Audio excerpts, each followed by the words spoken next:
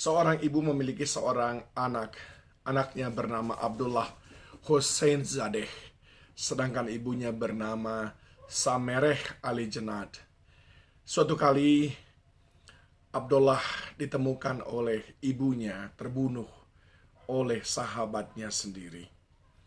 Dan yang membunuhnya bernama Balal. Sesuai dengan hukum yang berlaku di negara itu, maka nyawa ganti nyawa. Akhirnya sesudah 6 bulan Abdullah meninggal, maka sang pembunuh Balal pun menghadapi hukuman mati berupa hukuman gantung.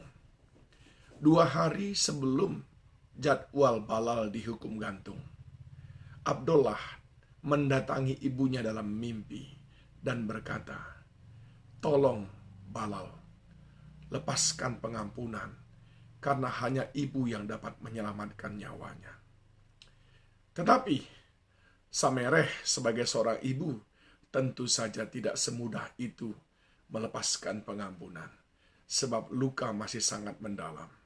1 hari sebelum hari penggantungan daripada Balal, kembali Abdullah mendatangi ibunya lewat mimpi. Dan dia berkata, "Dengarkan dan ikuti permohonan saya, maka engkau akan bahagia." Malam hari itu ibunya tidak bisa tidur tentunya. Menantikan beberapa jam lagi akan tiba untuk penggantungan. Nah, saudaraku yang dikasihi Tuhan, akhirnya pagi-pagi ibunya datang lalu mendekati tiang gantungan yang sudah disiapkan. Hanya tinggal menghitung saja dari 5 sampai ke 1. Begitu angka 3, ibu daripada Abdullah mendekati tiang gantungan dan menampar Balal.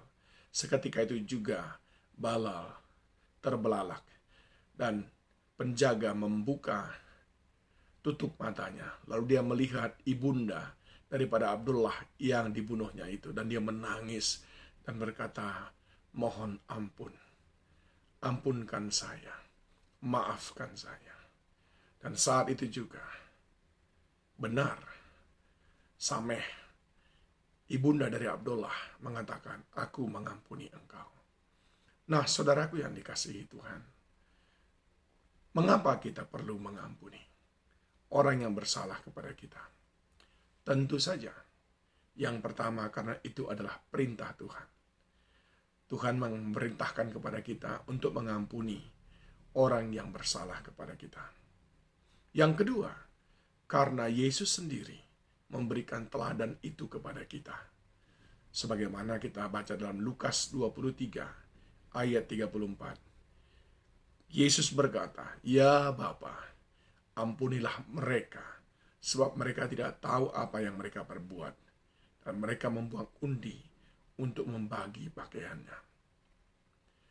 Jadi yang pertama, kita mengampuni karena itu perintah Tuhan.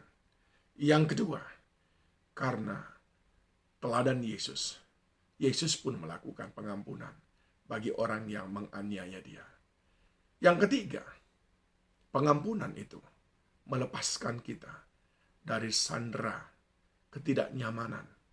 Sebab tidak mengampuni berarti menyimpan dendam, amarah. Tidak ada kenyamanan, ketenangan bagi orang yang menyimpan dendam dan amarah.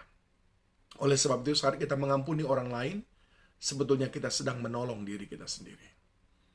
Dan yang keempat, mengapa kita mengampuni?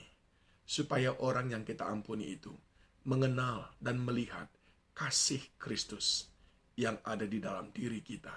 Dan mereka pun bisa percaya dan mengikut Yesus. Saudaraku yang dikasihi Tuhan, mengampuni bukan sekedar mengampuni. Tapi saudara harus tahu mengapa saudara harus mengampuni. Yaitu karena perintah Tuhan. Yaitu karena teladan Yesus Kristus. Itu sebabnya kita mengampuni.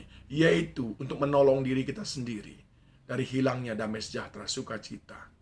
Dan untuk membuat orang lain mengenal kasih Kristus yang ada dalam kita. Mari saudaraku, jangan menahan-nahan. Lepaskan pengampunan.